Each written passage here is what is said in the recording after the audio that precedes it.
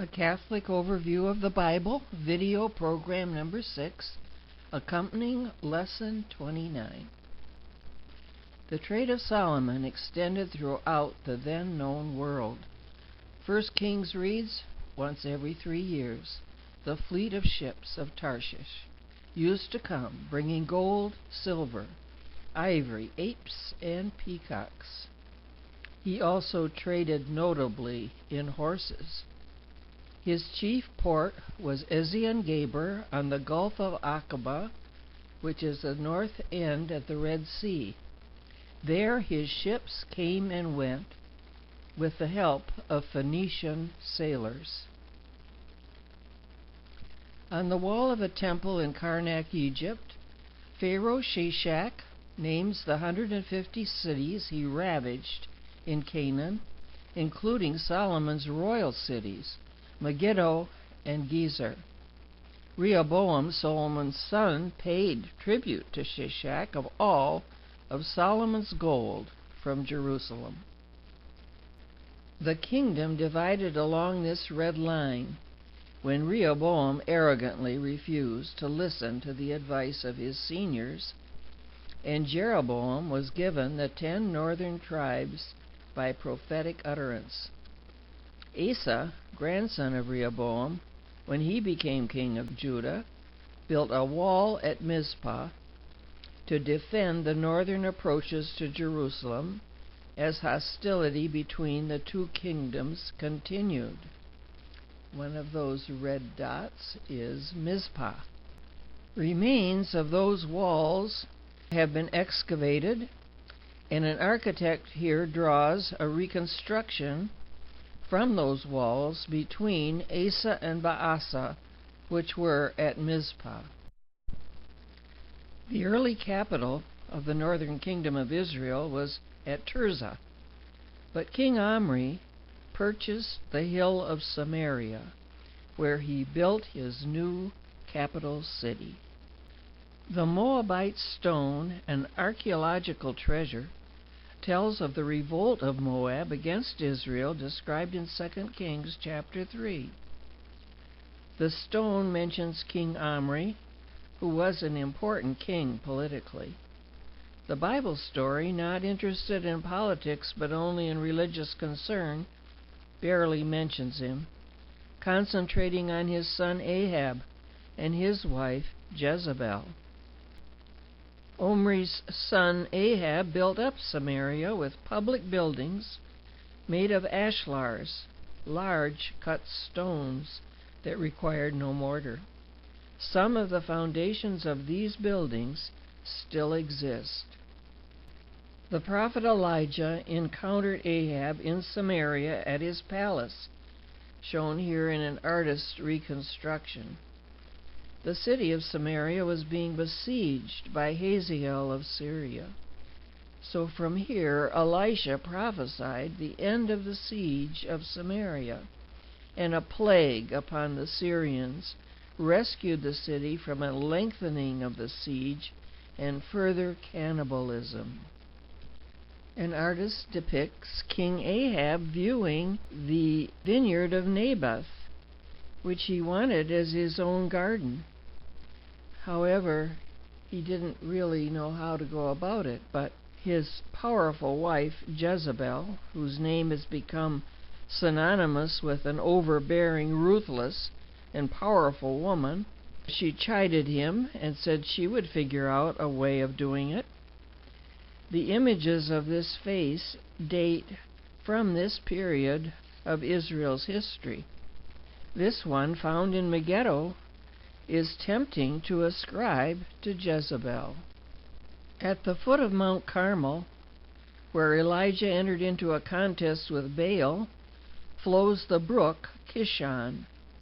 Elijah filled this stream with blood when he killed 450 priests of Baal. A similar figure as the one found in Megiddo also dates from the 8th century BC, near the time of Jezebel, and this one is Syrian. Did the Jezebel look become a popular one? This one's from Phoenicia. It had painted lips. Jezebel was the daughter of the high priest of Baal and was from the city of Sidon in Phoenicia. The most distressing thing about Jezebel was her fervency for the religion of Baal and Astarte. Phoenician and Canaanite religion, which was the religion of Baal and Astarte, was spread around the Mediterranean because the chief occupation of the Phoenicians was sea trade. At Carthage, on this map, found on the promontory of Algeria that sticks out into the Mediterranean, was found important evidence of the spread of Baal and Astarte worship. A cemetery in Carthage spanning 5 centuries has been uncovered, which helps explain Elijah's vehement action against the priests of Baal and their mistress Jezebel. Here in the Tophet of Carthage have been found layers of jars holding infant remains. Each one was a sacrifice to Astarte. The Tophet, which is the name for a defiled burying ground, is mentioned by Jeremiah in chapter 7. During Ahab's time, this kind of thing happened in Jericho, when 2 infants were sacrificed and buried under the main gate to assure Baal's blessings on the city. Finding this burial ground is considered an important evidence of the spread of Baal worship, which was also threatening to overcome God's people. One of the urns in that cemetery is filled with a baby's bones. On a gravestone is carved a priest who cradles an infant prepared for sacrifice, again from 4th century Carthage. In Carthage, Astarte's name was Tanit, and here another stone marker pictures Tanit in a portal. The inscription reads, "To Our Lady Tanit and our Lord Baal Nimon, that which was vowed." The symbols stand for 2 deities in whom a vow was fulfilled by the sacrifice of a human life. A nun writing in St. Anthony Messenger a few years back suggested that the old goddess religions were more gentle than the religion of the Jews, and that it was really too bad. Even the Carthage worshippers of Tanit pictured her as less than gentle. Here is lion-headed Tanit of Carthage, who was known as Astarte in Israel. Ahab was a builder, says 1 Kings 22. Samaria and other cities in Israel became cities boasting fine architecture. These capitals and the lintel of a doorway are from Ahab's buildings in Hazor. Pillars are all that remain of a large storehouse, or perhaps a stable, built by Ahab at Hazor. Old slides have a tendency to turn red. More of Ahab's fortifications or pillars of storehouses that dot the ancient times of Israel. Israel was soon worshiping pagan gods on every high place. This bull figure was no doubt part of worship. It was found on the top of this hill. Hilltops were favorite sites for pagan worship. In a strange turn of events, this king, King Hazael of Syria, was anointed by Elisha as he carried out the commands given him by Elijah, who had received this command directly from God at Mount Sinai. Hazael murdered his king Ben-Hadad and took his place.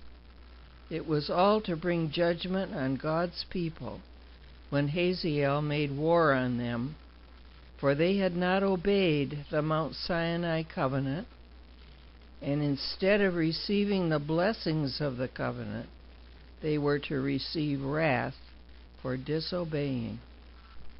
Hazael, who would be the instrument of God's wrath on his straying people, worshipped and fought for the Syrian war god, Hadad. Ivory carvings from Samaria show a miniature sphinx, possibly the way cherubim were pictured. The prophets cried out against all the rich ivory decorations that were to be seen in Samaria in the houses of the rich, while the poor were neglected. A whole headboard was made from ivory. This one is 8th century Assyrian.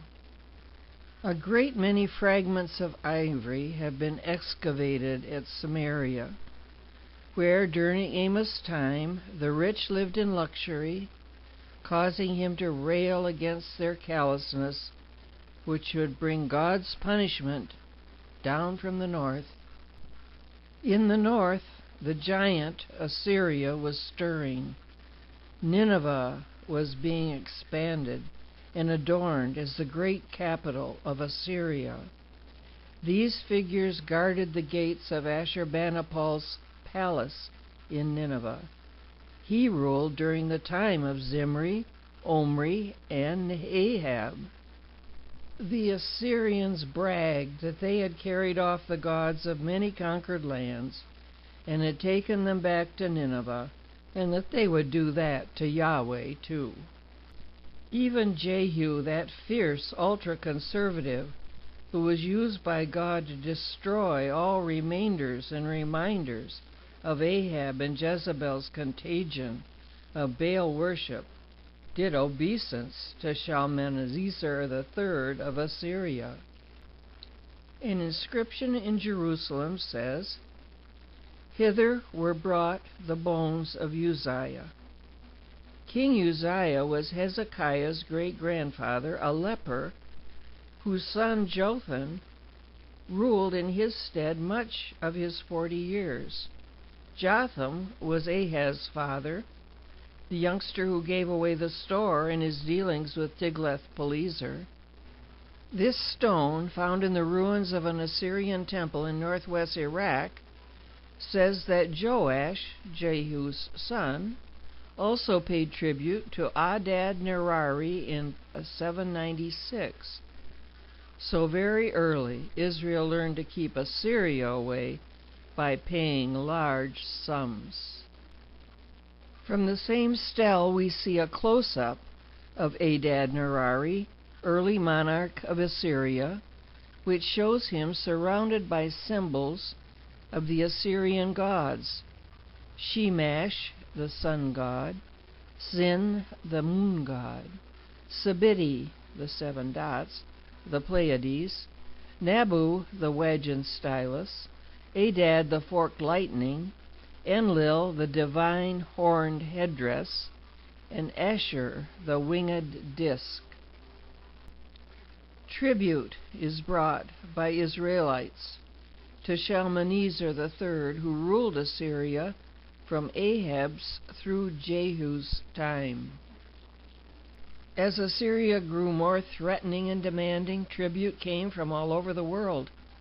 Here are Assyrian pictures gloating over the elephants and monkeys paid to Shalmaneser III.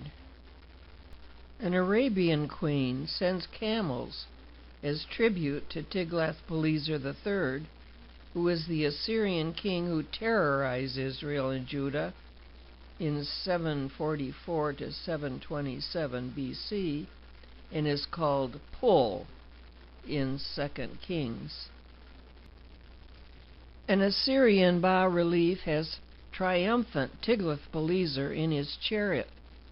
Above are captive people going into exile, which was one of Assyria's favorite practices for forcing populations into submission. Tiglath-Pileser, whose very name sounds like something made up for a horror film, began to chew up Israel, taking many cities and lands, including Galilee. Foolish young King Ahaz in Jerusalem, not trusting God, made bargains with him, which was like a mouse making bargains with the cat. We read about this in 2 Kings 15. This clay cuneiform document says that Jehoahaz, the grandson of Jehu, paid tribute to Tiglath-Pileser. The Assyrians were Semitic warriors who terrorized the Mideast for nearly 2 centuries. In Deuteronomy 28, Moses had prophesied what would happen when the people turned from God. Quote, "The Lord will bring a nation against you from afar, from the end of the earth, as swift as the eagle flies, a nation whose language you do not understand, a nation of stern countenance, who shall not regard the person of the old or show favor to the young, and shall eat the offspring of your cattle and the fruit of your ground until you are destroyed, who also shall not leave you grain, wine, or oil, the increase of your cattle or the young of your flock, until they have caused you to perish. They shall besiege you in all your towns until your high and fortified walls, in which you trusted, come down throughout all your land." End of quote. King Ahaz of Judah, who got the worst of his bargain, removed the bronze oxen that supported the brazen sea in Solomon's temple and sent them as tribute to Assyria. Later, the Chaldeans, or the Babylonians, broke the sea itself in pieces and took it to Babylon. Israel, the northern kingdom, has fallen. Shalmaneser V and Sargon II finish Israel off. All the peoples are scrambled, and the Israelites are taken into exile. Sennacherib is on the throne. He makes militant moves against Judah. Hezekiah, Ahaz's son, is king in Jerusalem. He fortifies the cities of the south in preparation for Sennacherib's approach. Sennacherib records all his exploits with great pride, especially in his accomplishment of the siege and defeat of this super fortress, Lachish. The fall of Lachish, he thought, was a prelude to the fall of Jerusalem, but as Isaiah prophesied, this did not happen. This is a diagram of the super fortress of Lachish and the siege works, both of the offense and defensive forces.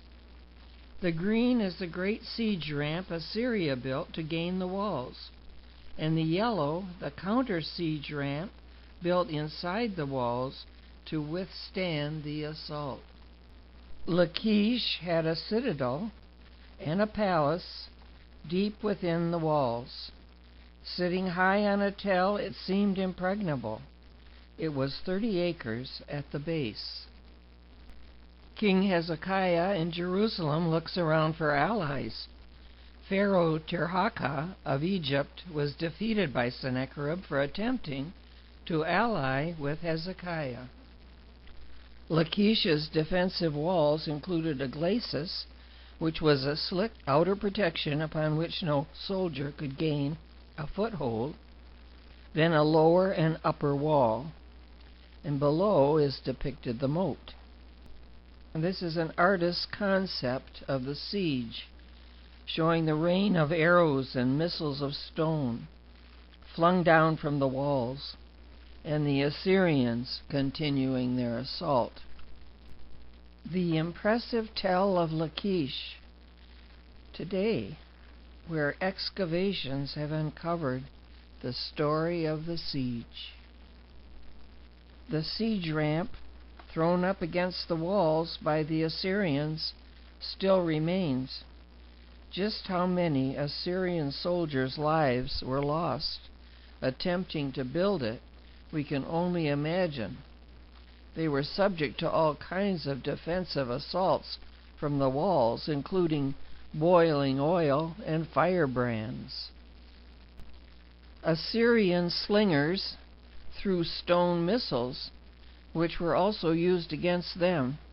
A number were found at the gate of Lachish. The annals of Sennacherib are inscribed on this 15-inch prism. It reads 46 of Hezekiah's strong-walled towns and innumerable smaller villages I besieged and conquered. I made to come out of them 200,000 people, young and old, male and female, and counted them the spoils of war. As for Hezekiah, the awful splendor of my lordship overwhelmed him in all kinds of valuable treasures, as well as his daughters, concubines, male and female musicians. He sent me later to Nineveh, my lordly city. He sent a personal messenger to deliver the tribute and made slavish obeisance. Well, maybe writing this made him feel better, but it's not the truth as the Bible tells it. He was unable to take Jerusalem, which was spared by God when his soldiers were slain by a plague, which the book of 2 Kings says was an angel of the Lord. 185,000 men were found dead, and Sennacherib departed and went home and dwelled in Nineveh, says the Bible. The Assyrians depicted the demon of disease. Disease kept Assyria from destroying Jerusalem. The Assyrians may thought it was a demon, but it was the angel of Yahweh who brought the plague that turned them away. 2,000 skeletons in a mass grave are the evidence of the truth of the biblical account of the epidemic that turned Sennacherib away from Jerusalem, told in 2 Kings, the 19th chapter. Hezekiah prepared Jerusalem for the siege by having a tunnel built to bring water into Jerusalem. This is a depiction of Jerusalem, and if you look closely, you'll see a green line. This amazing construction was made 1,750 feet through solid limestone. The upper inscription was found at the place where the two work crews, beginning at opposite ends, marvelously met. It is possible today to walk through Hezekiah's tunnel, built to bring water into Jerusalem in preparation for that siege. Archaeologists have reconstructed the way to Sennacherib's trophy room. So proud was he of the fall of Lachish that in Nineveh, in his palace without rival, he built the famous trophy room. The figures outside were made and arranged to give the perspective of a much longer passage.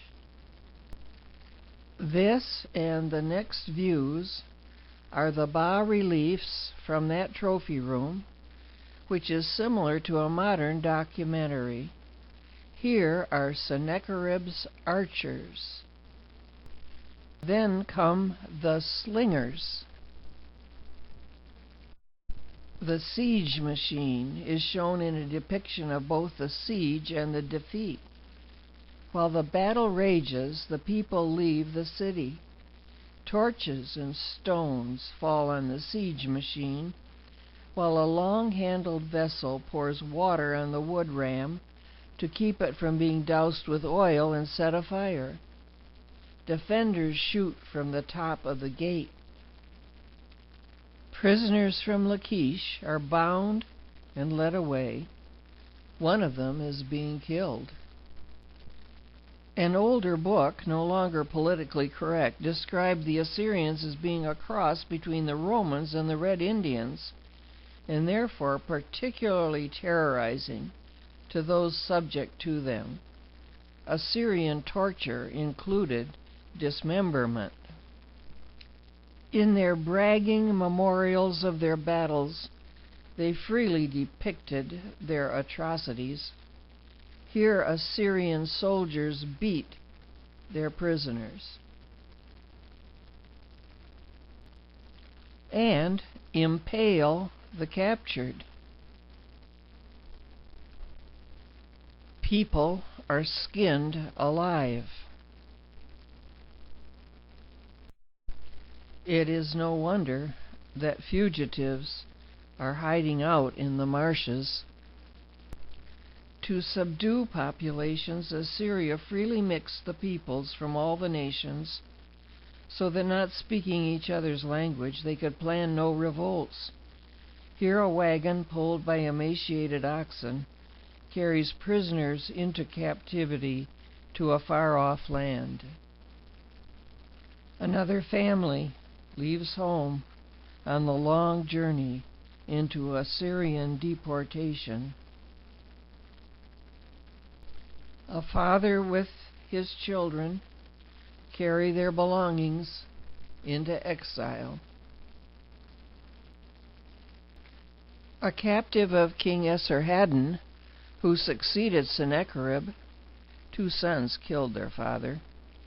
Tirhakah of Egypt was taken captive and led away with a hook in his nose. It was a method that ensured compliance with your captors. We leave this video presentation with a picture of Sennacherib on his throne, the most powerful man on earth in his day. His day would come and go by assassination by his own sons. He was used by God to chastise his people and awaken them to their apostasy. Yet he was also stopped by God from taking Jerusalem.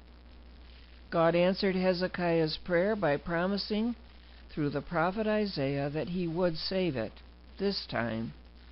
However, if repentance and reform did not take hold in Jerusalem, further chastisement, this time by Babylon, was promised for the future. The pictures for this program were taken from Google Images, Reader's Digest Great People of the Bible, Reader's Digest Atlas of the Bible in History as Pictures, the Illustrated Bible Dictionary, Robert Cross, Biblical Archaeology Review, Holy Views Incorporated.